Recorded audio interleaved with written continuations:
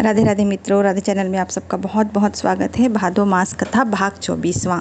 आज 24वां अध्याय का हम श्रवण करेंगे। प्रेम से बोलिए श्री गणेशाय नमः, श्री कृष्णाय नमः। भादो मास के व्रत और कथा की महिमा अपरंपार है। कथा के 24वें भाग में धर्म और श्रद्धा की शक्ति का वर्णन आता है। एक बार की बात है, एक नगर में एक साहूकार रहता था।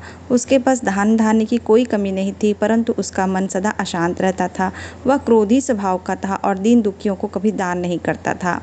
भाद्रपद मास आया, नगर में संतजन कथा सुना रहे थे। साहूकार की पत्नी श्रद्धालु थी। वह प्रतिदिन कथा सुनने जाती और घर आकर अपने पति से कहती, स्वामी आप भी इस कथा को सुनिए। यह मास बड़ा पवित्र है। इसमें किए गए व्रत पूजन से मनुष्य का चित्त शांत होता है और पाप नष्ट होते हैं।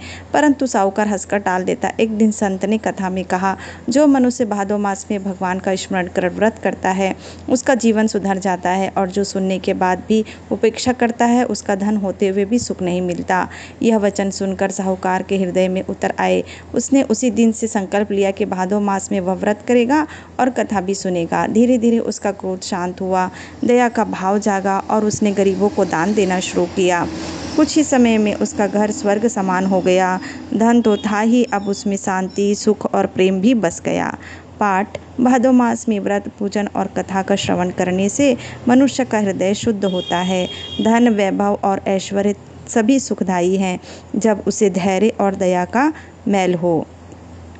तो ये था 24वां अध्याय का श्रवण। अगले के अध्याय श्रवण में हम फिर से आपसे मिलेंगे। तब तक के लिए सबको राधे राधे।